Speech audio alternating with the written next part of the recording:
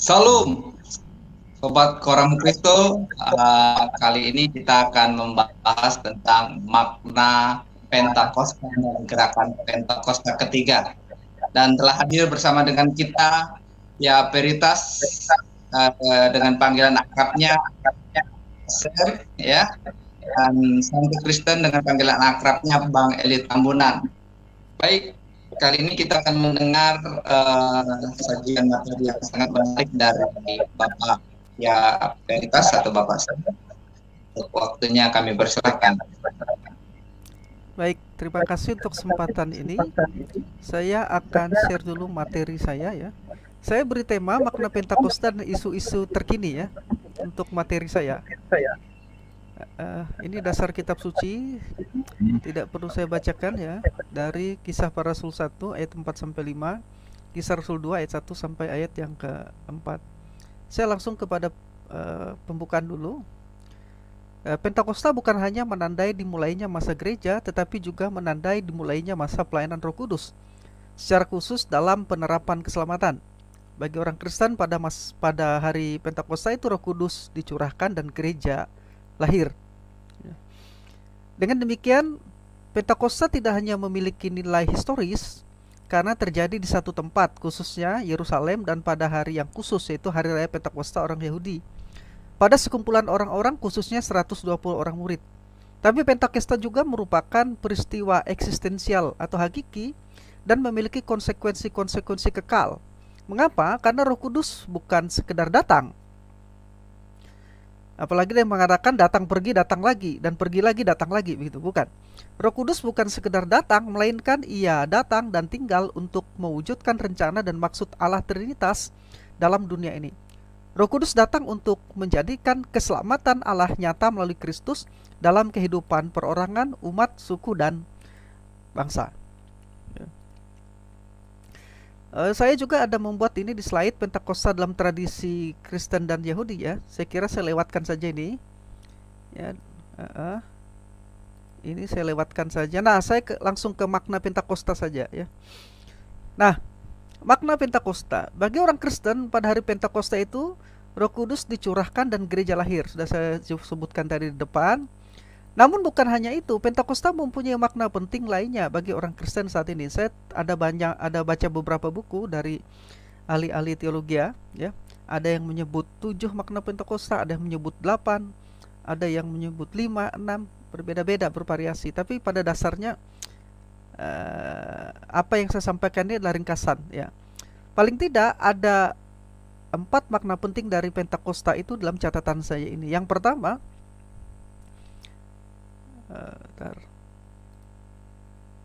sebentar ya, saya agak kelewatan ya. Oh, ini tadi.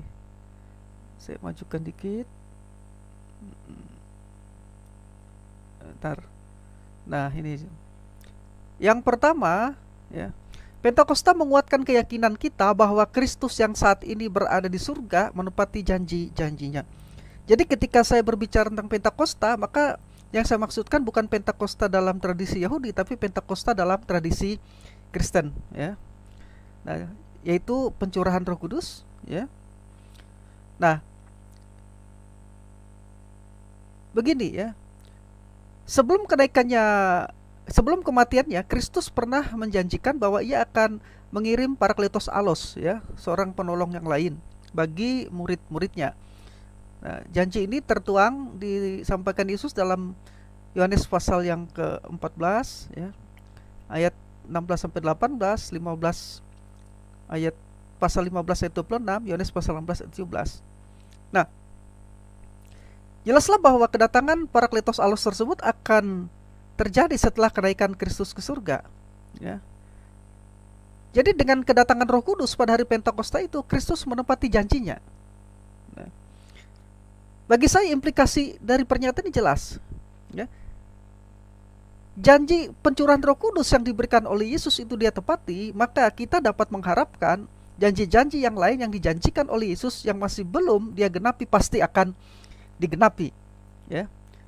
Jadi implikasi dari ini ya, Pentakosta menguatkan keyakinan kita bahwa Kristus yang saat ini berada di surga menepati janjinya ya. Salah satu janji yang dia tepati adalah dia mengirim Parakletos Alos. Nah, janji-janji lain termasuk kedatangannya kembali juga pasti akan digenapi ya.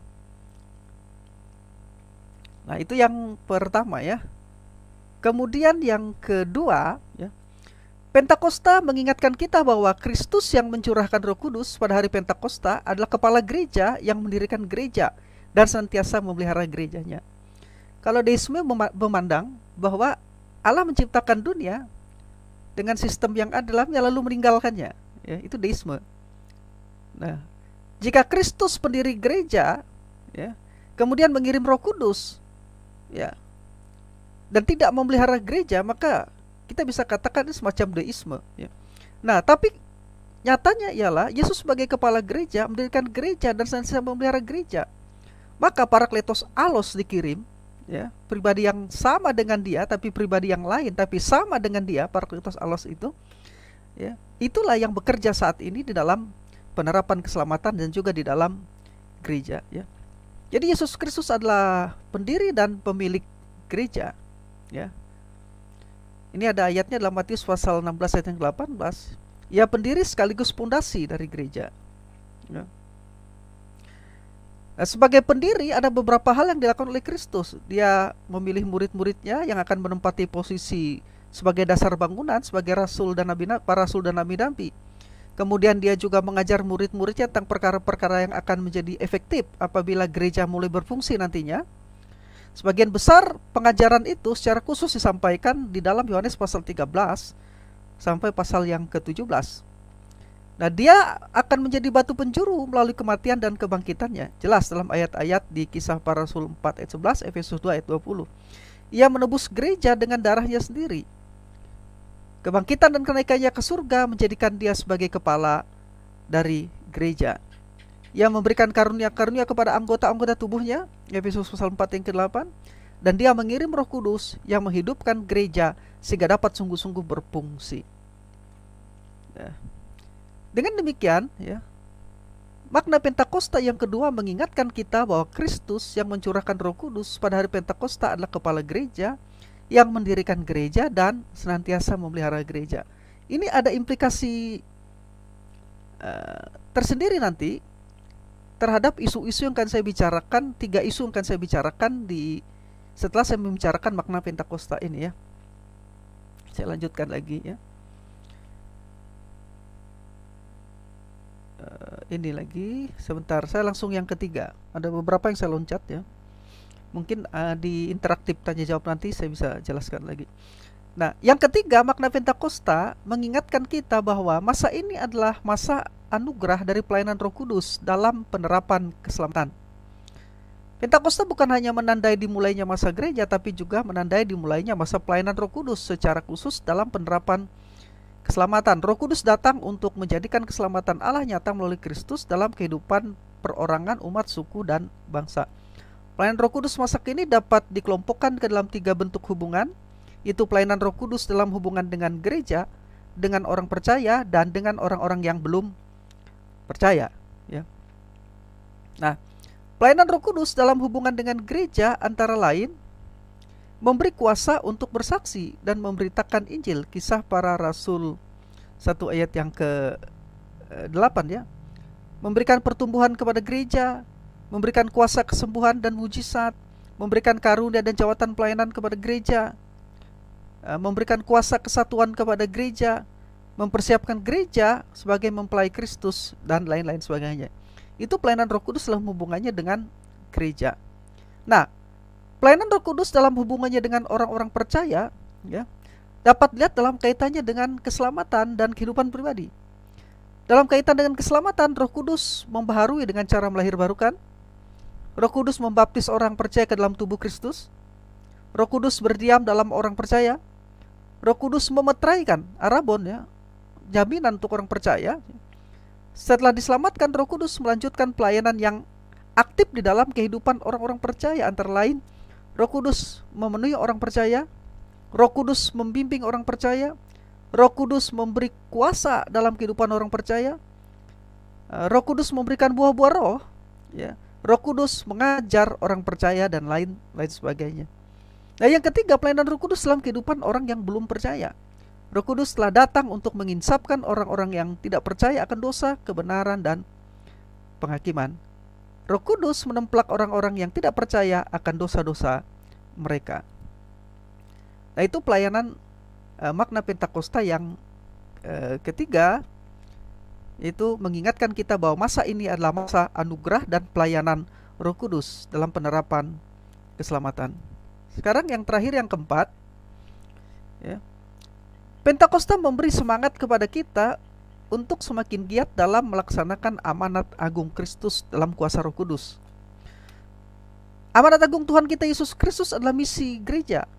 Memenuhi amanat agung adalah tujuan utama gereja. Amanat agung Tuhan Yesus Kristus adalah misi kita yang merupakan kontinuitas dari misi Yesus Kristus, ya. Yesus berkata kepada murid-muridnya, seperti Bapa mengutus aku, demikian juga aku mengutus kamu. Di sini ada kesinambungan antara misi Yesus dengan misi murid-muridnya. Nah, selanjutnya dalam Matius 28 ayat 19 dan 20 dan ayat paralel lainnya, Yesus memberikan perintah kepada murid-muridnya yang kita kenal dengan istilah amanat atau perintah agung.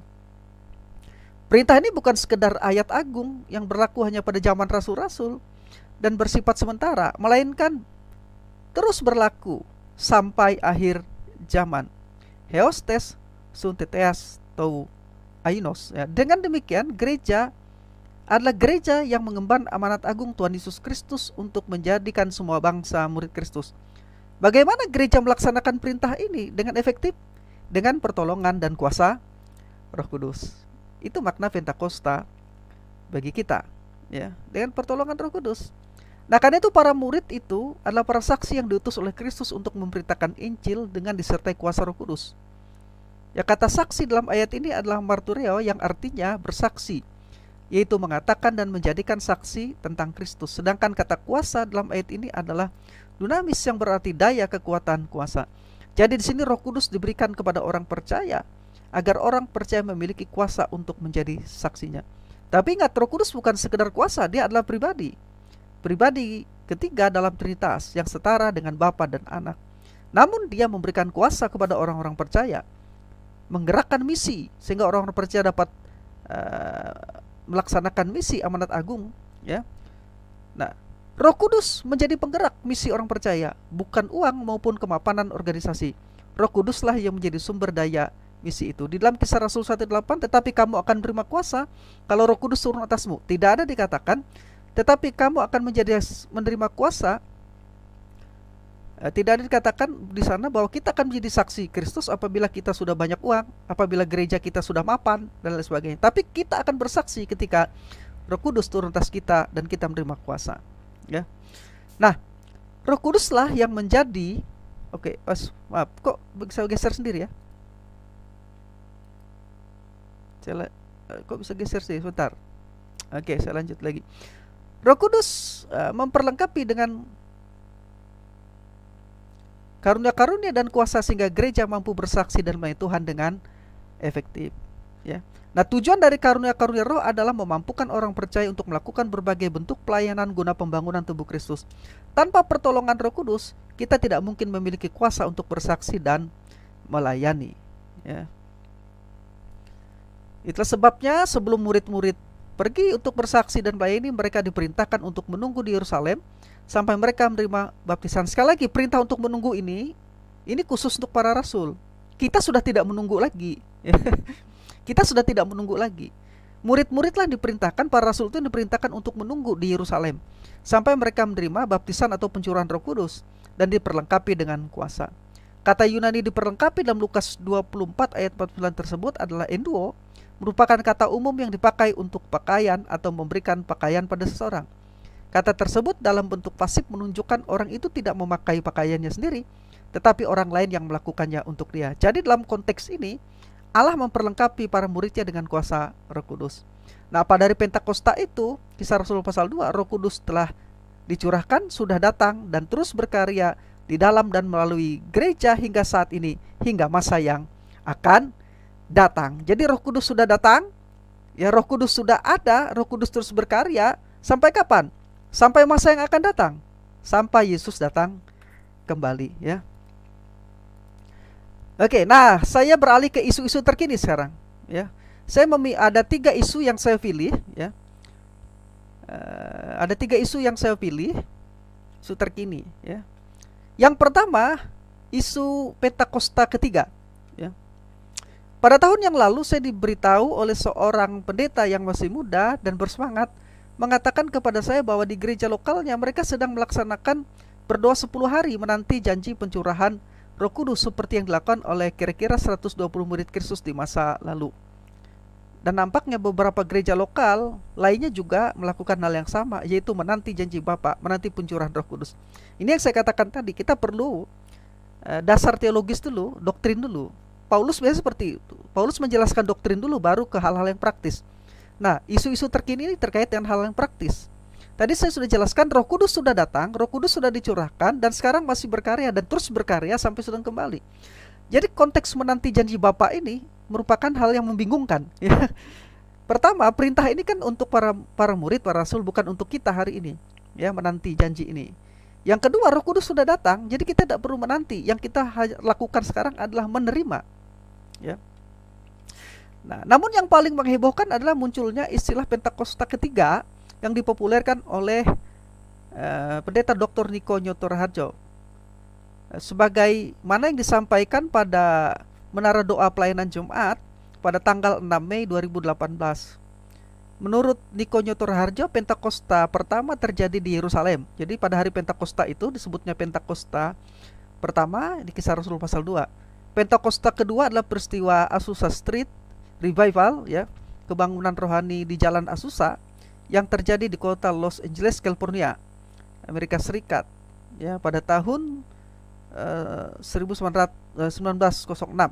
Sedangkan Pentakosta ketiga menurut Niko Nyoto Raharjo dimulai pada tahun 2013 sesuai dengan pesan Tuhan kepadanya, ya. Jadi Pentakosta ketiga itu dimulainya di Indonesia, ya. Nah, itu isunya, ya. Isu yang pertama saya coba saya tanggapi saja langsung, ya. Tanggapan saya atas isu Pentakosta ketiga ini, saya sudah saya jelaskan tadi, tidak mengerti bagaimana cara menginterpretasikan ayat-ayat Alkitab sehingga melakukan apa yang tidak diperintahkan untuk dilakukan oleh gereja saat ini. Ya, yang saya pahami ialah bahwa perintah untuk menantikan pencurahan Roh Kudus itu ditujukan kepada para rasul dan murid-murid Kristus tersebut. Tidak berlaku bagi gereja setelah hari Pentakosta, karena sejak hari Pentakosta itu Roh Kudus sudah dicurahkan, sudah datang, terus berkarya saat ini hingga Kristus datang kembali. Dengan demikian, peristiwa pencurahan Roh Kudus pada hari Pentakosta tersebut yang identik dengan baptisan Roh Kudus yang dijanjikan oleh Kristus kepada murid-muridnya adalah peristiwa yang terjadi hanya satu kali. Petrus menyebutnya sebagai penggenapan nubuat Nabi Yoel. Jadi penggenapan Nabi Yoel itu hanya digenapi satu kali, bukan berkali-kali. Sehingga harus ada Pentakosta kedua dan Pentakosta ketiga. Nanti sudah ada ketiga, nanti kalau Yesus belum datang bisa ada Pentakosta keempat, kelima, dan terus begitu, ya. Nah, peristiwa Pentakosta ini menandai ditempatkannya orang percaya dalam tubuh Kristus. Perhatikan, jadi hanya ada satu peristiwa Pentakosta terjadi dan dampaknya masih berlangsung hingga Kristus datang kembali. Ini dikuatkan oleh pernyataan Rasul Petrus melalui frase Eschateis Hemerais atau the last days, atau hari-hari terakhir dalam Kisah Para Rasul 2 ayat 17, di mana pada peristiwa pencurahan Roh Kudus pada hari Pentakosta itu Rasul Petrus mengutip secara langsung perkataan Nabi Yoel di Yoel 2 ayat yang 28. Kenapa dikatakan kutipan langsung? Karena Petrus langsung menyebut, demikianlah dikatakan oleh Nabi Yoel. Nah, kutipan itu kan ada kutipan langsung, kutipan tidak langsung.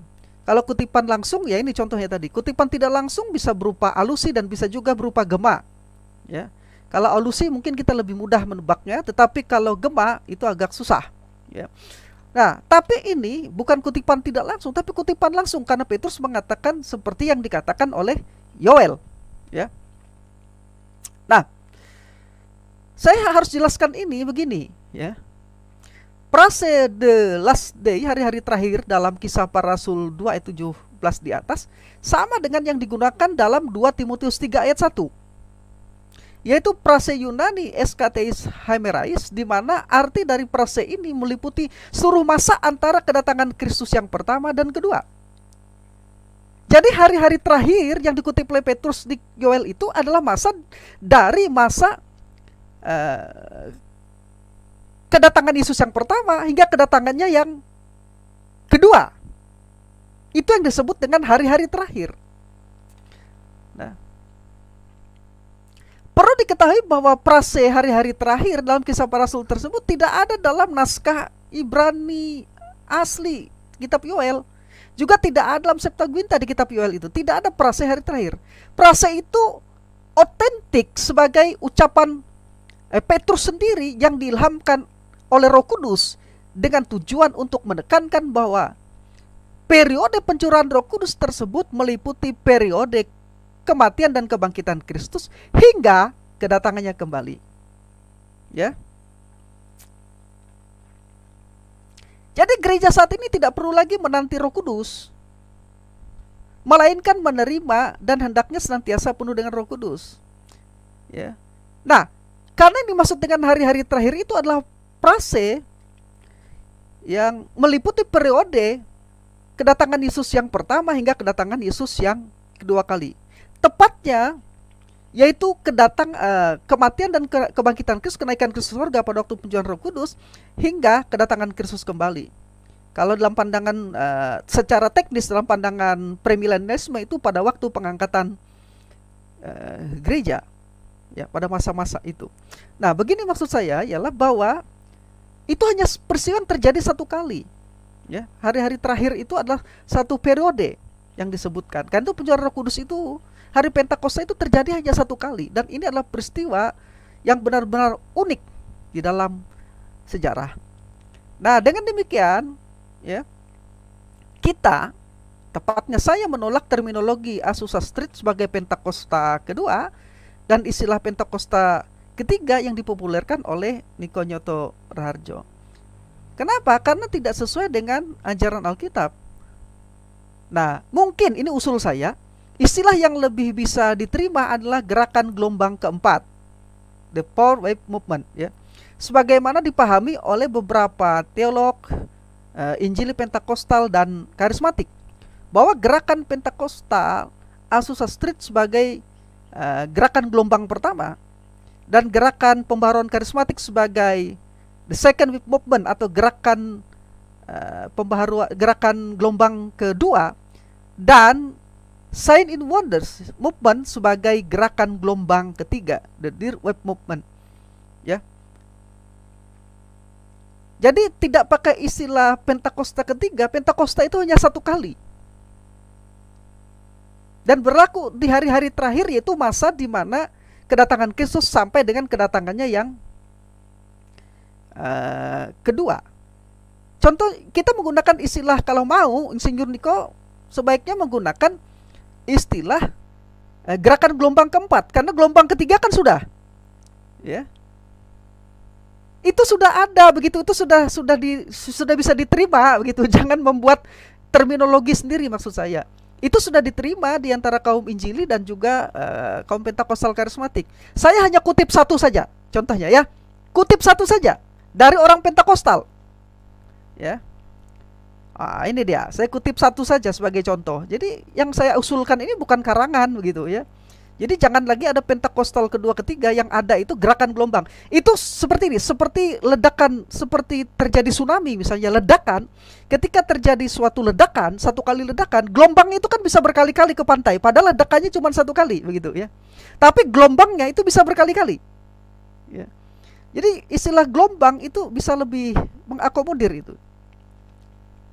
Nah, teolog Pentakostal ayah dan anak William Mencius dan Robert Mencius menjelaskan salah satu karakteristik yang mencolok dari kalangan evangelicalism, ya, modern adalah apresiasi yang berkembang terhadap mujizat.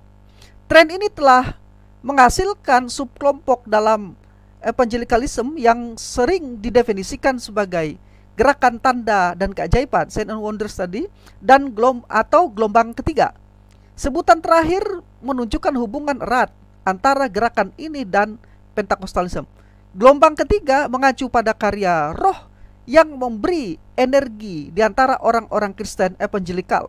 Setelah gelombang pertama gerakan pembaharuan yang melahirkan denominasi-denominasi Pentakostal klasik, ini yang di Azusa Street itu, ya.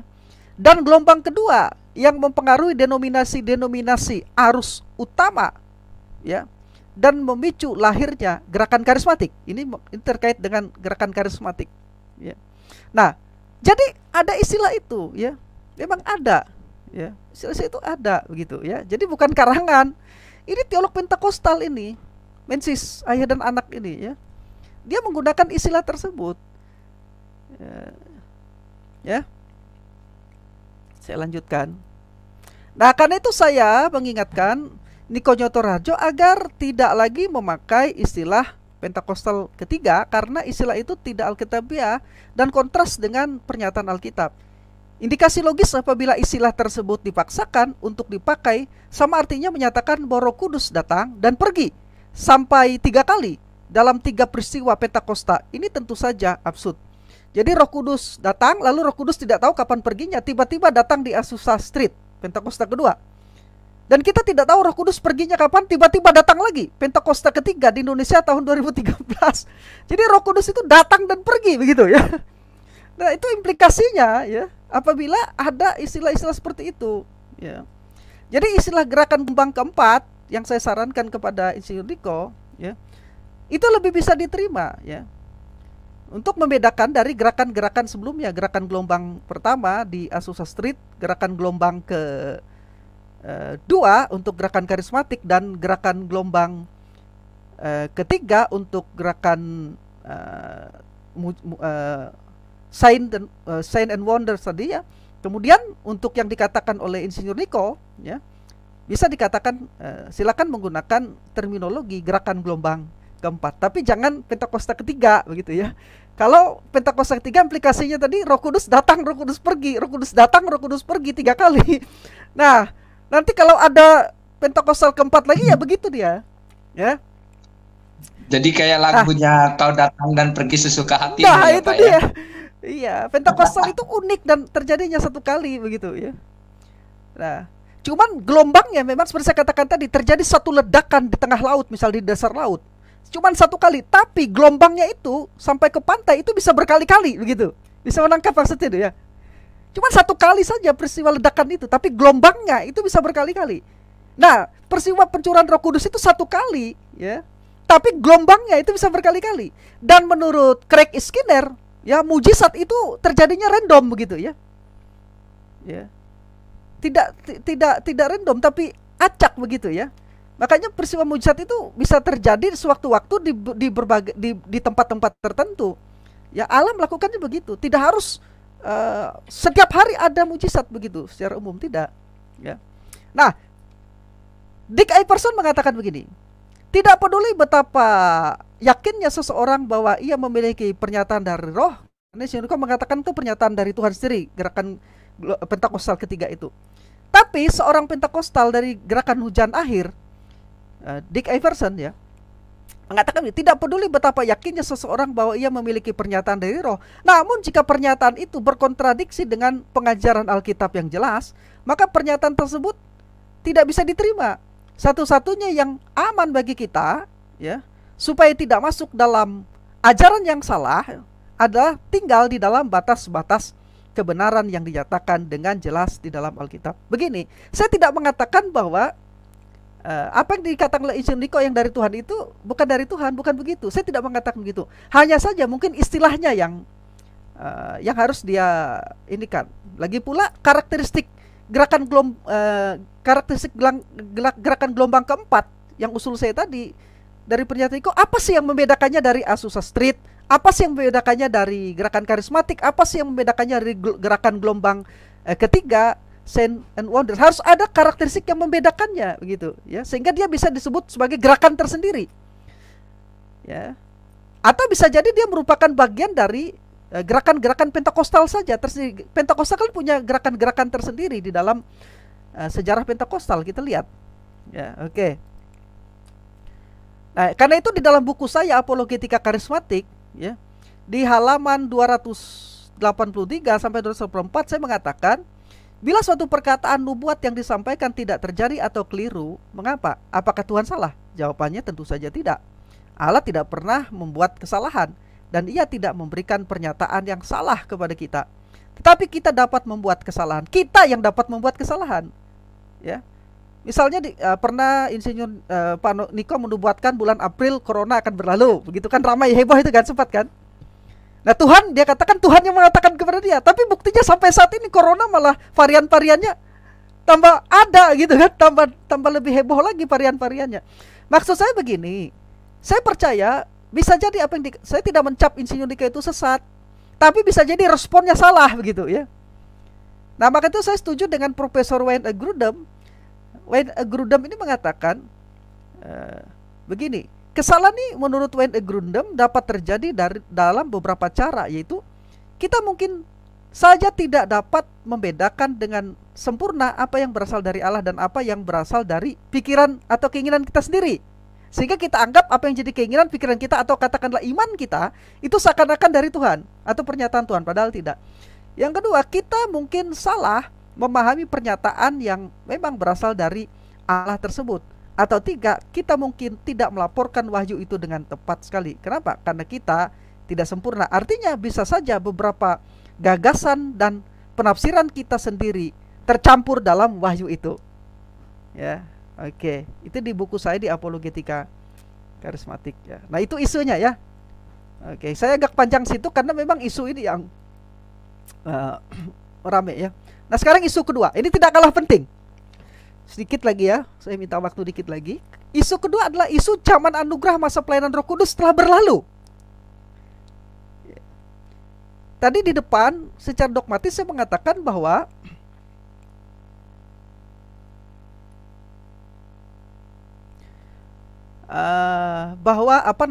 yang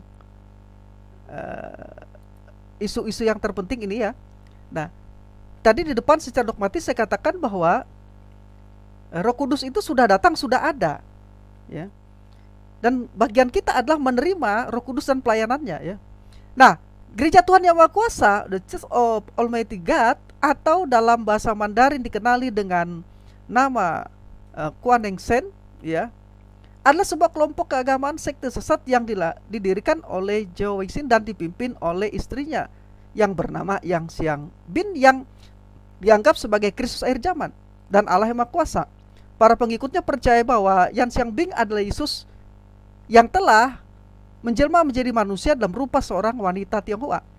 Bidat ini mengajarkan bahwa Allah perjanjian lama dikenali dengan nama Yahweh, ya, Yehova, dan pada zaman perjanjian baru Allah dikenali dengan nama Yesus Kristus. Sekarang pada zaman akhir Allah dikenali sebagai Tuhan Maha Kuasa yang bernama Yang Xiang Bin atau Kristus yang berinkarnasi menjadi wanita Tionghoa. Yang Xiang Bin mengajarkan bahwa Gereja Tuhan Yang Maha Kuasa adalah karya Allah sendiri. Allah sendiri yang mendirikannya, bukan manusia.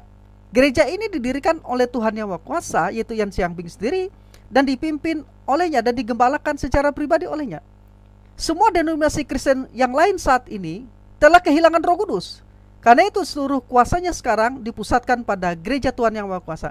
Zaman ini disebut oleh Yan Xiang Bin sebagai zaman kerajaan, di mana Allah sedang melaksanakan penghakiman tahta putihnya. Artinya zaman anugerah masa dari pelayanan Roh Kudus telah berlalu. Ya, itu untuk Yang Xiang Bin. Ya. Lalu saya langsung tanggapi saja ini. Tanggapan saya atas isu zaman anugerah masa pelayanan Roh Kudus telah berlalu. Zaman kerajaan seperti yang diklaim oleh Gereja Tuhan Yang Maha Kuasa masih belum berlalu, masih belum terjadi. Ya. Zaman kerajaan masih belum terjadi. Zaman ini, zaman sekarang masih zaman anugerah di mana Roh Kudus berkarya. Gereja secara sah berdiri pada hari Pentakosta dan peristiwa pencurahan Roh Kudus seperti yang tertulis dalam Kisah Para Rasul 2. Peristiwa pencurahan Roh Kudus pada hari Pentakosta tersebut identik dengan baptisan Roh yang dijanjikan oleh Roh Kudus kepada murid-muridnya. Petrus menyebutnya sebagai penggenapan nubuat Nabi Yoel, tadi sudah saya jelaskan. Peristiwa Pentakosta ini menandai ditempatkannya orang-orang percaya dalam tubuh Kristus. Jadi Pentakosta memiliki nilai sejarah dan juga memiliki nilai eksistensial. Ya. Dan konsekuensinya kekal, karena Roh Kudus bukan sekedar datang, melainkan Ia datang dan tinggal untuk mewujudkan rencana dan maksud Allah Trinitas dalam dunia ini. Gereja sampai akhir zaman merupakan karya Roh Kudus. Roh Kudus tidak pernah meninggalkan gerejanya. Roh Kudus datang untuk menjadikan keselamatan Allah nyata melalui Kristus dalam kehidupan perorangan umat, suku dan bangsa. Jadi Roh Kudus masih ada saat ini ya. Roh Kudus masih berkarya. Ini masih zaman anugerah ya. Jadi salah dari ajaran Gereja Tuhan Yang Maha Kuasa. Memang ini memang bidat, karena Yan Xiangbing itu dianggap sebagai Kristus akhir zaman. Jadi zaman ini bukan zaman kerajaan seperti yang diklaim oleh Gereja Tuhan Yang Maha Kuasa. Zaman ini masih merupakan zaman kasih karunia, di mana Injil harus diberitakan ke seluruh dunia. Sedangkan tahta putih Allah juga belum terjadi. Belum terjadi ya. Itu terjadi pada akhir kerajaan 1000 tahun. Saya kutip seorang teolog dulu ya. Sedikit lagi. Ya, Profesor Ryrie ya, dalam bukunya Basic Theology mengatakan begini, ya, menjelaskan pengadilan tahta putih dilaksanakan di akhir kerajaan 1000 tahun. Ia mengatakan demikian. Di akhir pemerintahan kerajaan 1000 tahun Kristus, orang-orang yang tidak percaya sepanjang masa akan dibangkitkan dan dihakimi. Kebangkitan mereka adalah kebangkitan penghakiman yang dibicarakan oleh Tuhan dalam Yohanes 5 ayat 29. Penghakiman mereka akan berlangsung di hadapan tahta putih besar. Jadi zaman ini belum merupakan zaman penghakiman tahta putih. Oke, jadi apa yang dikatakan oleh Yan Xiangbing itu tentu saja tidak tepat ya. Saya lanjutkan sedikit lagi isu yang terakhir ini. Saya selesaikan. Nah, saya lupa ini siapa yang mengucapkannya, tapi yang saya tahu, saya pernah baca bukunya. Karena ini materi sudah saya tulis tahun 2000. Yang ini, bagian ini sudah saya tulis tahun 5 tahun yang lalu. Beberapa pemimpin Kristen dan antropologisan mengatakan bahwa saat ini gereja sedang berada di ujung jurang kehancuran. Ini isu ketiga, gereja berada di ambang jurang kehancuran. Nah, tanggapan saya, karena Kristus adalah pendiri dan kepala gereja, maka dapat dipastikan gereja akan tetap berdiri kokoh hingga akhir zaman. Bahkan alam maut pun tidak dapat mengalahkan gereja, Matius 16:18. Jadi orang-orang, entah dia itu apa tadi si antropolog dan pemimpin Kristen ya, yang mengatakan bahwa gereja berada di jurang kehancuran ya, sedang berada di ambang kehancuran atau sedang berada di ujung jurang kebinasaan, adalah mereka yang tidak memahami supremasi Kristus, kemakuasaan dan kesetiaan yang telah memelihara gereja sejak berdirinya hingga saat ini lebih dari 200 tahun. Lembaga-lembaga dan berbagai denominasi Kristen bisa saja hancur dan tumbang, tapi gereja akan tetap berdiri tegak dan tidak terguncangkan di atas batu karang, yaitu Kristus. Kan Yesus katakan, aku mendirikan gereja dan memelihara gereja. Tapi tidak ada janji Kristus untuk menjamin kelanggengan organisasi atau denominasi. Tidak ada janjinya.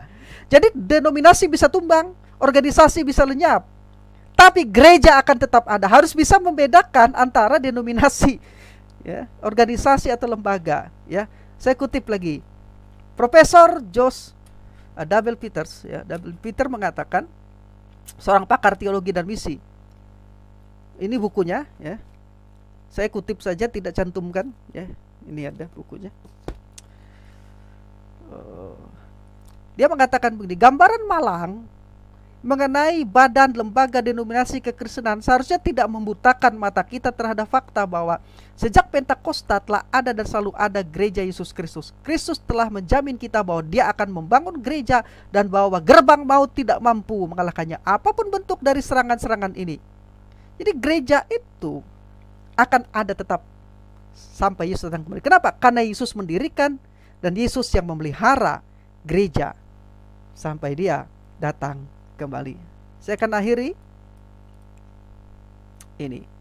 Saya tidak usah baca eksegesis biblika ini ya. Ya, saya akan akhiri saja. Nanti kalau ada bertanya baru saya jelaskan ini. Ya. Nah, Pentakosta bukan hanya menandai dimulainya masa gereja, tapi juga menandai dimulainya masa pelayanan Roh Kudus, secara khusus dalam penerapan keselamatan. Bagi orang Kristen pada hari Pentakosta itu Roh Kudus dicurahkan dan gereja lahir. Roh Kudus sudah datang dan tinggal untuk mewujudkan rencana dan maksud Allah Trinitas dalam dunia ini. Gereja sampai akhir zaman merupakan karya Roh Kudus. Zaman ini masih zaman anugerah di mana Roh Kudus berkarya. Roh Kudus tidak pernah meninggalkan gerejanya. Roh Kudus datang untuk menjadikan keselamatan Allah nyata melalui Kristus dalam kehidupan perorangan umat, suku, dan bangsa. Dengan demikian, istilah Pentakostal ketiga yang diwacanakan oleh Nico Nyoto Raharjo tidak dapat diterima atau ditolak dalam presentasi ini. Demikian juga dengan klaim sekte sesat Gereja Tuhan Yang Maha Kuasa bahwa zaman Roh Kudus atau zaman anugerah telah berlalu, juga ditolak berdasarkan pernyataan Alkitab yang jelas. Itu saja dulu presentasi dari saya. Terima kasih untuk waktunya, Tuhan memberkati. Saya serahkan lagi kepada host. Saya stop share dulu ya. Iya, super sekali ya. Terima kasih Pak Samuel. Dan buat rekan-rekan silakan kalau mau bertanya masuk ke room ya. Ada link interaktifnya di kolom chat. Tapi tolong jangan tanya yang sulit-sulit ya. Tanya nomor rekening juga bisa ukuran sepatu. Oke, untuk waktu selanjutnya kita serahkan kepada Pak Santri Kristen. Bang Eli, silakan Bang Eli. Baik, Horas. Selamat malam teman-teman. Haleluya ya, salam Pantekosta. Haleluya. Saya akan menjelaskan bagian saya. Semoga saya sudah bisa share screen. Om Sam tadi sudah keluar dari itu ya? Sudah keluar. Oke. Ya, kelihatan. Baik. Good. Jadi saya akan menjelaskan bagian saya dari sisi bagaimana memaknai Pantekosta dan membaca gerakan Pentakosta. Saya akan bicara yang general ya. Terminologi Pantekosta itu lebih banyak word view-nya dari GPD, dari gereja kami. Karena ini adalah forum umum, saya akan menggunakan terminologinya. Itu adalah terminologi dalam studi global Pentakosta disebut dengan Pentakostalism biasanya. Saya melihat dari sisi sejarah sosial gerakan dan teologinya. Jadi Tuan Guru Sam tadi dari Kalimantan sudah menjelaskan dari sisi biblikanya, terus isu-isu terkini. Saya ingin membantu kita untuk membaca fenomena dari gerakan itu sendiri dari sisi sosiologi historisnya. Nah, supaya lebih menarik, jadi nanti akan ada pertanyaan-pertanyaan dari teman-teman yang lain, kita saling bertukar pikiran. Saya akan mencoba juga melihat nanti dari sisi teori sosialnya, mengamati kenapa di kelompok-kelompok Pentakostal itu banyak sekali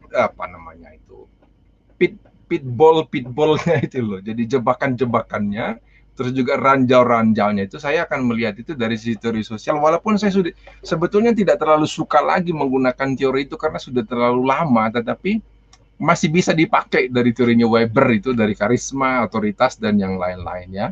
Saya akan melihatnya nanti dari situ ketika ada teman-teman juga yang bertanya soal hal-hal seperti itu. Nah, saya akan memulai dari screen yang saya sudah buat. Memang agak aneh, biasanya saya tidak terlalu suka bermain screen, tapi saya merasa urapan atau harisma dari Bang Kristo dan Tuan Guru Samuel memaksa saya harus serius di dalam pembicaraan malam ini ya. Oke. Nah, siap.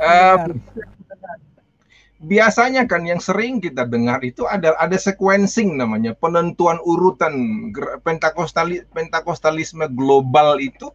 Sampai hari ini kan seperti sudah dijelaskan oleh Pak Sam tadi itu masih masuk di gelombang ketiga itu. Yang untuk Indonesia soundingnya itu kan keluar dari mulut Cindy Jacobs itu yang waktu di acara yang di Sentul itu lalu bernubuat di depan halayak ramai kepada hambanya yang diurapi oleh Tuhan itu Pak Insinyur Niko ada di situ. You're the Pentecostal, the third Pentecostal man itu.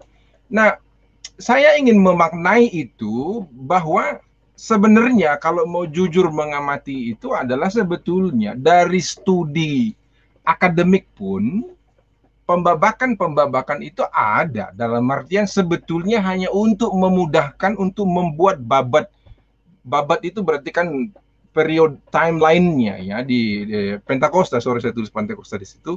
Pentakosta itu hanya seperti itu sebetulnya untuk memudahkan. Apakah itu betul? Nanti kita lihat fakta historisnya seperti apa. Ya. Terus yang berikutnya itu adalah klaim sepihak dengan maksud untuk memihak memang. Jadi nanti kelompok Pentakostal dari gereja tertentu akan mengatakan hal seperti itu. Jujur saja untuk mengakui bahwa itu kan klaim sepihak gitu. Karena nanti bagaimana membuktikan itu bahwa itu klaim sepihak? Ketika ada pertemuan Pentakostalisme global dalam aras pertemuan internasional, nubuat itu tidak muncul. Nah itu. Ya menarik kan? Jadi harusnya kalau memang itu untuk dikonfrontasi, mencari pembenaran-pembenaran akademiknya sesuai dengan historis peradaban manusia di pertemuan Pentakostalisme global itu misalnya, kan ada annual meetingnya juga. Nubuat itu tidak muncul. Itu yang menarik. Kenapa Roh Kudus juga tidak muncul di pertemuan-pertemuan internasional penting itu loh. Tapi di kelompok-kelompok sepihak, suara-suara dari roh, entah itu roh dari mana nanti deh, itu persoalan-persoalan lain. Jadi memang itu klaim sepihak, memang dengan maksud untuk memihak. Lalu realita itu saya baca sebagai data, ada kontestasi otoritas dan legasi itu. Siapa dan kelompok mana yang paling berhak dan yang paling pantas disebut kaum Pentakostal di aras global maupun di aras lokal. Jadi kontestasi itu. Ya, ada otoritas yang bermain di situ. Maka untuk melegitimasi hal-hal seperti itu memang cinematic faith itu kan harus dipanggungkan. Lalu ada nubuatan-nubuatan yang tak pernah terkonfirmasi kan sebetulnya, hanya nanti si yang memberikan nubuat itu saja yang mengatakan itu. Tuhan tidak pernah bekerja dengan cara sepihak seperti itu. Biasanya kalau ada nubuat, ukuran Alkitab jelas ada konfirmasi dari pihak lain seperti itu. Tadi Bang Sam saja menolak pernyataan-pernyataan itu dari sisi-sisi akademik, dari literatur-literatur yang sudah ada sebelumnya. Artinya kan memang betul bahwa itu adalah kontestasi otoritas di kelompok-kelompok Pentakostal itu sendiri. Yang berikutnya, tetapi teman-teman, saya juga harus memberikan space yang luas bahwa itu sebagai ada otonomi dari tokoh Pentakostal yang dibangun dengan karisma itu. Nah, di situ memang jadi kelompok-kelompok Pentakostal seluruh dunia itu punya ruang otonomi yang begitu luas. Karena siapa yang menentukan sesat dan tidak sesat itu yang pertama adalah selalu dikatakan Alkitabiah kan gitu kan. Yang berikutnya adalah ya Roh Kudus sendiri, yang ketiga adalah orang itu sendiri, yang keempat adalah setan gitu. Sisanya tak ada. Bagaimana kita mau berkontestasi dengan pemimpin organisasinya kita, amplop kita juga datangnya dari sana. Itu kan sesuatu yang agak susah untuk hal-hal seperti itu. Nah, jadi tetapi itu adalah space di dalam gerakan keagamaan Pentakostal maupun nanti kelompok karismatis itu ada harisma yang begitu besar melebihi harisma dari organisasi secara wadah, orangnya yang memang paling menonjol. Itu model Pentakosta sejak dulu memang seperti itu. Nah, biasanya cara membacanya yang sudah ada itu adalah ini dari Kisah Rasul pasal 2, terus selalu bertitik tolak dari situ. Lalu perjanjian lama itu mau dibuang ke laut mana dia itu? Yoel sudah menubuatkan di peristiwa-peristiwa Alkitab itu juga sudah ada pekerjaan-pekerjaan roh, misalnya Daud memuji Tuhan sampai akhirnya tidak berpakaian, dipenuhi oleh Roh Kudus juga. Raja Saul juga ketika Roh Kudus hinggap di dalam dirinya Raja Saul, hatinya menjadi tenang, tapi ketika roh itu undur dari Saul, hatinya menjadi mengalami yang namanya kesurupan itu ya, trans dalam bahasa antropologis nanti. Itu mau dikemanain itu, ya kan? Jadi makanya saya bilang tadi untuk memudahkan dari kelompok-kelompok tertentu.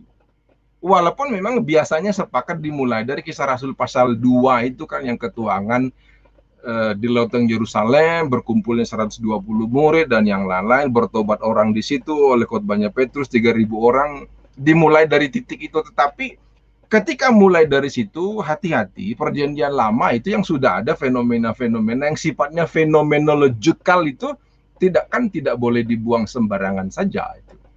Yang berikutnya adalah abad ke-20, 1 Januari 1901 di kota Topeka, Kansas itu yang dimotori oleh Farham kan. Jadi abad ke-20, memang abad ke-20 itu dimulai dengan peristiwa turunnya manifestasi Roh Kudus ke dalam diri manusia modern. Itu pun kan klaim. Ya.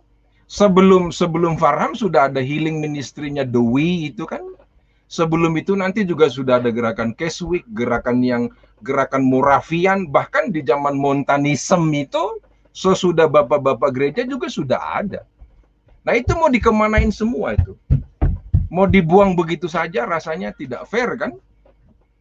Tetapi kelompok-kelompok Pentakostal itu karena ingin membuat pembabakan baru dalam sejarah gereja lalu selalu ke sini. Lalu yang berikutnya adalah gerakan yang disebut dengan gerakan kedua itu dimulai di zamannya William Seymour. Nah, itu William Seymour itu dimulai dari tanggal 9 April 1906 di jalan North Bonnie Brae Street, itu di rumah suami istri Richard dan Ruth Asbury nomor 214. Lalu pindah ke jalan Azusa Street nomor 312 di Los Angeles. Itu berlangsung mulai 1906 sampai 1909. Biasanya itu juga disebut dengan gelombang kedua. Itu. Tetapi ingat sekali lagi itu kan pembabakan yang merupakan klaim sepihak dari kelompok-kelompok tertentu itu. Nah, memang di dalam buku-buku akademik pun yang artinya kan akademik hanya ingin menuliskan apa yang ada di dalam hatinya dengan menegasikan realitas sejarah sebelumnya, maka selalu seperti ini. Saya menuliskan ini bukan karena saya setuju, tetapi saya ingin membantu teman-teman arah berpikir penyebutan-penyebutan gelombang-gelombang tadi itu memang bekerjanya seperti ini. Ya. Nah, bukunya Hunter sama Robeck itu bisa membantu kita. Apa sih sebetulnya di situ? Saya sudah sebutkan tadi adalah otoritas. Membaca otoritas itu memang lebih mudah kalau ada perangkat-perangkat kacamata-kacamata teoritiknya untuk membaca. Weber itu sosiolog Jerman itu mudah, dengan meminjam Weber mudah sebetulnya untuk membaca itu. Dia menyebutkan itu melibatkan organisasi juga, melibatkan kepemimpinan juga, melibatkan otoritas yang berasal dari karisma pemimpin itu. Ya, ini berbeda dengan dua jenis otoritas hukum atau otoritas tradisional. Jadi ini bicara pada culture di dalam satu komunitas kelompok keagamaan baru tertentu. Nanti juga gerakan-gerakan keagamaan yang menonjolkan kekuatan karisma dari pemimpin itu banyak. Untuk konteks Amerika misalnya Joseph Smith dengan gereja yang kita selalu bilang sesat-sesat itu kan sudah ada juga ya. Ada Jim Carroll juga, terus kelompok-kelompok Ku Klux Klan dan yang lain-lain itu banyak seperti itu. Tetapi bukan berarti di kelompok-kelompok yang di luar Pentakostal tidak melakukan hal yang seperti itu, juga mengalami hal yang sama. Ya, misalnya di kelompok-kelompok tertentu yang harus Protestan, harus Wesleyan, harus Metodis, Lutheran dan yang lain, mereka kan juga mengandalkan karisma mereka. Hanya memang kelompok-kelompok itu karena disusun berdasarkan struktur gereja yang agak solid dia, untuk tergelincir kepada pengkultusan tokoh itu menjadi relatif sulit dia. Tuh. Tapi bukan berarti konsep otoritas di dalam kepemimpinan organisasi bukan tidak ada di kelompok-kelompok itu. Nah, jadi dari Weber kita bisa membantu itu kan kalau fenomena mudahnya tergelincir kelompok-kelompok yang sudah disebutkan Tuan Guru Sam yang dari Kalimantan tadi itu bisa dibaca dari 3 hal misalnya. Otoritas karismatik dilihat dari karakternya, kepahlawanannya, kepemimpinan, dan religiusitas. Itu nanti bisa dipakai untuk menganalisis peristiwa-peristiwa yang bersifat menonjol baik secara sporadis, baik secara terstruktur, dan yang lain-lain. Otoritas tradisional bersifat patriark dia, patrimonialisme dan feudalisme. Nah di kelompok-kelompok Protestan arus utama lebih banyak bermain dari sini dia. Saya tidak mengatakan dari sisi pejoratif ya. Saya melihatnya dari segi deskriptif saja menjelaskan. Yang berikutnya adalah otoritas hukum, hukum bernegara, hukum birokrasi, dan yang lain-lain. Misalnya presiden kan punya wibawa, punya karisma, pemimpin perusahaan juga tentu punya karisma. Orang tua juga punya karisma kepada anak-anaknya, dan yang lain-lain. Nah itu, tetapi karena begitu kuatnya, begitu dominannya karisma atau otoritas di kelompok-kelompok Pentakostal itu, ini yang menyebabkan banyaknya lobang-lobang tadi yang kalau tidak betul-betul dipenuhi oleh Roh Kudus atau justru berlindung di balik telah dipenuhi oleh Roh Kudus, yang nyungsep di lubang yang sama deh. Oke. Nah, tetapi saya ingin tetap jadi sebagai seorang ilmuwan yang menggunakan teori sosial, tidak boleh kita hanya melaknat atau menista fenomena yang seolah-olah kita benci. Bukan seperti itu. Jadi teologi atau gerakan Pentakostal itu memang menurut bukunya James Goff, nanti di situ dituliskan sampai berhasil menginvasi loh ya. Itu bahasanya dia tuh, menginvade Protestan itu. Protestan dalam hal ini kelompok Episkopal, Presbyterian, Lutheran, Metodis, dan yang lain-lain. Ya, jadi bahkan menurut bukunya Van Dusen tahun 58, gerakan Pentakostal itu disebut sebagai the third force, gerakan ketiga dari kekristenan global yang muncul sesudah di zaman modern itu. Menarik sebetulnya, di para teoritisi pun sosiolog pun mengakui hal-hal yang seperti itu. Nah, jadi fenomena ini tanpa maksud melupakan luka dari kelompok-kelompok Protestan yang diinvasi tadi teologisnya mereka dan gerakan-gerakannya itu, saya sebut secara positif sebagai revolusi beragama Kristen di publik dalam lanskap global itu. Jadi nanti saya akan jelaskan data yang lainnya.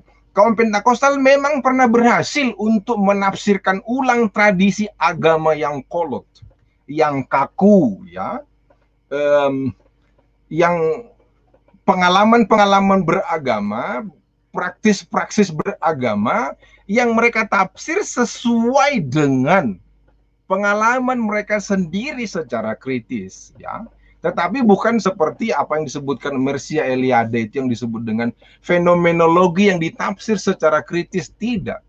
Justru fenomena yang muncul itu adalah sebagai satu kenikmatan tersendiri, karena itu sebagai ruang khusus di tengah-tengah peristiwa-peristiwa zaman yang lain, memunculkan tokoh-tokoh tertentu menjadi seolah-olah menjadi penyelamat. Parham itu seolah-olah menjadi tokoh fenomenal yang menyelamatkan atau yang menyambung pergerakan kekristenan yang menjadi disebut dengan kelompok kekuatan ketiga oleh Van Dusen tadi itu di tengah-tengah Amerika, kan gitu. Kulit putih, lalu nanti Seymour juga adalah kulit hitam Afro-Amerikan yang keturunan budak yang berhasil menjadi satu pemimpin di tengah-tengah dominasi dari kelompok arus utama dan juga nanti kelompok Wesleyan dan juga kelompok-kelompok Metodis itu. Muncul orang-orang seperti itu. Mereka memang sangat menikmati fenomena itu.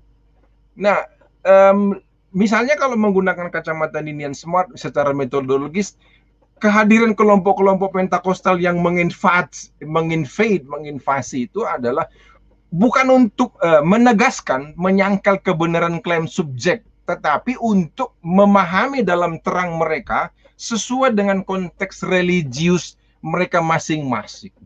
Itu.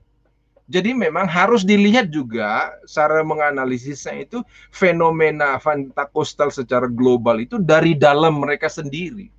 Karena memang harus jujur diakui, tidak ada terbersit sedikit pun di dalam pikiran mereka sebetulnya untuk mengganggu gerakan-gerakan kekristenan yang lain yang sebelumnya itu. Nanti itu muncul baru di kelompok-kelompok generasi penerus mereka. Karena ada peristiwa-peristiwa geopolitik global yang lain. Nah, teman-teman harus bisa membaca seperti itu secara jernih dari sisi dalam gitu. Nah, apa yang saya mau baca dari fenomena tadi itu, misalnya saya membaca ada 4 hal yang terbaca dari sejarah sosial Pentakostalisme Saya ingin melihat misalnya bukunya Cecil M. Robeck itu dari namanya M. Robeck dari Azusa Street Mission and Revival, The Birth of the Global Pentecostal Movement tahun 2016. Saya percaya kepada Robeck karena dia profesor pengampu mata kuliah sejarah gereja awal, medieval, sama modern di Fuller Theological Seminary, California. Saya percaya kepada orang profesor yang memang dia bukan orang Pentakosta, bukan, dia adalah ilmuwan saja kan, yang boleh dibilang walaupun tidak 100% bebas nilai, tapi hasil pengamatannya dia membaca, ini kan ada bukunya nih, sebetulnya teman-teman bisa juga mendownload itu. Dia membaca data itu, masih mewawancarai 3 tokoh besar yang masih terlibat di gerakan Azusa Street itu. Ada Bartleman dan yang lain, ada Splitter, dan saya ada di buku itu, bisa dilihat. Masih mewawancara itu, lalu dia juga membaca dokumen koran-koran di Los Angeles Times dan yang lain-lain, data 1906 sampai 1909, masih membaca. Lalu dia juga ikut meneliti masyarakat yang ada di situ, ya, yang masih terlibat, karena dia memang tinggal tidak jauh dari daerah situ, lalu meneliti soal fenomena lahirnya Pentakosta itu. Robeck pun mengatakan bahwa kelompok Azusa Street itu justru disebut dengan kelahiran pertama Pentakosta secara global itu. Kenapa? Ukurannya Robeck apa? Ukurannya adalah agresifnya misiologi sesudah peristiwa Azusa Street. Nah, ternyata memang apa yang mau saya bilang dari situ, pembuatan babat-babat Pentakostal itu dia punya landasan-landasan tertentu, ya. Yang dibilang Pak Sem tadi itu, misalnya yang Menzies misalnya kan, dia tandanya ada ukurannya adalah sign and wonders, ya. Di kelompok-kelompok lain punya ukuran-ukuran apa? Robeck membuat ukurannya adalah pengiriman misiologi, kinerja misiologi Kristen sebagai kekuatan ketiga yang mengirim misionaris tidak pernah dilakukan sebelumnya oleh kelompok-kelompok di luar dari struktur gereja yang sudah mapan. Misalnya loh ya, Desember 1906, sorry salah tanggal nih, 1906 itu mengirim 13 misionaris ke Afrika. 4 dari antara mereka adalah kulit putih ke Angola, 9 dari mereka adalah Afro-American, juga merekrut 3 lagi untuk menjadi tenaga misi ke Liberia. Lihat, orang yang pertama yang diutus ke sana adalah sasarannya adalah langsung ke Afrika dia. Januari 1907, Pentakosta juga tersebar ke daratan Monrovia sana. Ya kan? Terus ada Meksiko, Kanada, Eropa Barat, Timur Tengah, juga sebagian besar negara Asia seperti Tiongkok, India. Tahun 1908, Afrika Selatan, Afrika Tengah, Eropa Timur, dan Rusia bagian utara. Yang wilayah-wilayah ini memang sudah dilawat oleh Kristendom sebelumnya, katakanlah secara mudah seperti itu, tetapi tidak menggunakan layman, orang-orang biasa. Nah, kelompok Pentakostal itu mengirim orang-orang biasa saja, penuh Roh Kudus, langsung pergi ke sana. Nggak bisa bahasa nasional atau bahasa daerah di sana, tidak masalah, karena menurut metodenya Farham, bahasa roh itu justru sebagai bahasa misi.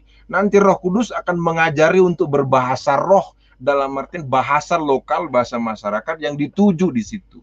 Itu bahasa roh yang digunakan oleh Farham. Pada waktu itu bahasa misi sebetulnya. Nanti gereja-gereja sekarang saya nggak tahu bahasa apa itu. Bahasa panggung menurut saya. Beda dengan apa yang terjadi di 1901, 1906, sampai 1909 itu. Itu bahasa misiologi, tapi bahasa sekarang bahasa mikrofon kelihatannya. Yang kedua adalah, meskipun Pentakosta terus dilabeli sebagai gerakan keagamaan baru percampuran voodoo Afrika dengan kesintingan kaum Kaukasian. Seymour kan di sini pemimpinnya adalah memang budak Afro-American, bertemu dengan kelompok-kelompok yang tidak masuk di jajaran struktural gereja-gereja yang sudah mapan itu, justru itu yang dilawat oleh Roh Kudus itu. Ya, justru malah sukses menarik tokoh-tokoh Protestan Amerika maupun umatnya loh ya. Nah, itu dia kan. Misalnya di Los Angeles itu Church Federation yang sudah sangat lama mensejarah di sana. Ini kelompok Protestan loh ya.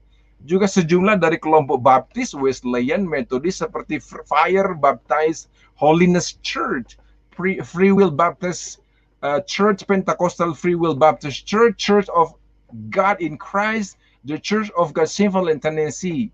Bergabung di sana. Jadi saya ingin mengatakan juga begini. Orang-orang yang akhirnya masuk di kelompok-kelompok Pentakosta itu tidak bisa menolak bahwa sebagian adalah tokoh-tokoh Protestan Amerika. Kelompok-kelompok evangelikal Amerika juga ada di situ. Justru orang-orang inilah nanti yang akhirnya sebelum terbentuk organisasi denominasi gereja yang secara mandiri, yang cikal bakal pembentukan teologisnya itu dari situ. Kelompok evangelikal sangat banyak mempengaruhi isi teologi dari kelompok-kelompok Pentakostal di masa formatif awal. Teman-teman harus tahu itu. Jadi pergerakan Pentakosta itu sesudah peristiwa Azusa itu juga diikuti oleh kelompok-kelompok Protestan yang sudah lama ada di Amerika. Tetapi ingat, adalah kelompok-kelompok Protestan yang memang slot atau jabatan-jabatan struktural di organisasinya itu tidak menduduki jabatan-jabatan itu. Maka nanti akhirnya kan karena tokoh-tokoh ini nanti ikut di gerakan Pentakostal, kelompok-kelompok ini juga yang berhasil menginvasi teman-teman di gereja sebelumnya. Itu yang menyebabkan pertengkaran-pertengkaran teologis karena sudah menyangkut wilayah kekuasaan gereja. Ya, teman-teman harus paham sampai di situ. Yang ketiga adalah Pentakosta pasca masyarakat Alkitab, ia adalah data sejarah. Bang Sam tadi selalu menyebutkan adalah sampai masa yang akan datang ya Tuhan bekerja. Dalam konsep studi Pentakostal global disebut dengan kontinuanisme itu. Itu nanti yang ingin melawan, yang menolak sesasionisme. Misalnya tokohnya kan ada, misalnya sudah pernah dibahas di Asasi Talk itu, Warfield itu kan ini ada tokohnya ya. Pekerjaan Roh Kudus itu sudah berakhir di masa Alkitab itu sudah selesai. Apanya itu loh ya? Peristiwa ketuangannya satu kali tok pada masa itu betul yang dikatakan Tuan Guru Sam tadi itu. Fenomena terjadi di lautan Yerusalem. Yes, pouring di situ sekali itu terjadi. Maka kita bukan lagi menunggu, tetapi adalah menyebarkan misi dan yang lain-lain. Itu betul. Tapi kelompok-kelompok yang sesasionis itu mengatakan tidak seperti itu. Tetapi data sejarah itu saya ingin mengatakan ada Kisah Rasul 1 ayat 8, Kisah Rasul pasal 2 ayat 4, lalu Ibrani 13 ayat 8. Roh Kudus Tuhan Yesus tidak pernah berubah hari ini, sekarang dan selama-lamanya. Itu kan mau mengatakan bahwa sesasionisme itu juga adalah dilawan oleh kelompok-kelompok yang menganut pemahaman kontinuitas itu. Tetapi ingat, harus ada juga ukuran-ukurannya yang jelas. Saya mengatakan itu adalah peristiwa-peristiwa yang boleh dibilang seperti Pak Sam tadi dari Menzies itu, sign and wonders dan yang lain-lain. Bahkan kelompok-kelompok Pentakostal itu kan masih menganut pewahyuan progresif, dalam arti harus dimaknai loh ya. Pewahyuan bukan berarti ayat Alkitab masih turun dari sorga, bukan seperti itu ya. Pewahyuan-pewahyuan yang baru, pemahaman-pemahaman baru, itu maksudnya. Yang berikutnya adalah kaum marginal tersegregasi oleh hukum dan undang-undang negara, ternyata sesudah peristiwa Pentakostal itu masuk dalam sejarah keselamatan Tuhan dan kerajaan surga yang sebelumnya itu kan tidak menjadi prioritas dari gereja-gereja yang sudah mapan. Itu. Jadi itu juga sebagai perlawanan terhadap tirani kesetaraan hidup sosial, khususnya partisipasi perempuan dalam gereja yang diabaikan oleh gereja sebelumnya. Gereja Baptis sebelumnya tidak memberikan ruang terbuka kepada perempuan, Protestan yang lain juga tidak. Tetapi hadirnya kelompok-kelompok Pentakostal sesudah peristiwa 1906 sampai 1909 nanti menyebar, perempuan itu sangat mendominasi. Ya, itu yang pelajaran yang baik dari situ. Terus manusia diberikan ruang bebas bagi misionaris yang saat itu misalnya Afro-American, Eropan American, Hispanic American, Asian American, Native American, dan yang lain-lain menjadi misionaris. Sebelumnya kan tidak. Ya, kalau tidak dari kelompok garis misalnya masyarakat sosial menengah atas, ya nggak bisa jadi tenaga misi ke negara-negara lain. Gitu. Pentakostal itu mengubah struktur atau lanskap tenaga misi di seluruh dunia itu. Maka itu nanti yang menjadi perdebatan-perdebatan. Kan dibilang, you nggak ngerti teologi, nggak ngerti misi, kan begitu. Ributnya nanti di situ sebetulnya. Nah, saya akan mengakhiri di slide terakhir yang begini. Yang kita ributkan memang adalah apakah fenomena itu menjadi pertama, kedua, dan ketiga. Saya membuat sindiran seperti ini. Coba hitung spot dari dinosaurus ini. Jadi a fun of simple math game with the dinosaurs Pentecost. Jadi orang Pentakosta nggak bisa ngitung. Yang nggak bisa ngitung, apa namanya, saya ibaratkan seperti apa namanya itu, spot yang ada di badan dinosaurus itu karena apa? Dia salah ngitung. Yang berikutnya memang nggak bisa ngitung. Salah ngitung, tak bisa ngitung, apa yang terjadi? Ya tak pakai perhitungan sama sekali. Kenapa? Karena hanya pakai suara halus saja, roh halus saja dia hitung-hitungnya itu. Terus, kenapa saya bilang begitu? Kalau masih disebut kelompok ketiga, lo peristiwa gerakan karismatik movement yang 60 yang akhirnya melibatkan orang-orang terdidik yang di bawah Vatikan, orang-orang terdidik di bawah Gereja Roma Katolik itu yang masuk kepada gerakan karismatik movement itu mau dibuang kemana itu? Itu. Jadi mau dibuang kemana mereka kalau itu tidak dihitung gitu kan? Padahal kelompok-kelompok, maka kita kenal dengan karismatik Katolik itu karena memang para pastor Roma juga mengalami peristiwa-peristiwa harismatik itu. Tahun 60, lalu nanti kelompok-kelompok Protestan yang juga akhirnya mereka juga orang-orang terdidik, misalnya di teman-teman yang ada di Fuller itu kan juga Peter Wagner misalnya, itu bukan orang-orang goblok, bukan. Itu contoh saja, dan kelompok-kelompok yang lain. Nah, tapi itu kan tidak pernah dihitung oleh kami, saya atau teman-teman saya yang salah hitung terus kerjanya itu. Nggak bisa ngitung dia kan. Karena pakai suara roh halus saja itu, memang. Itu persoalan-persoalan. Nah, saya mengakhiri di sini penjelasan saya. Semoga nanti kita bisa interaksi di bagian-bagian yang lain. Terima kasih, Om Korem, Kristo. Oke, super sekali. Terima kasih buat Pak Santri Kristen. Kali ini kita akan interaktif ya dengan pertanyaan-pertanyaan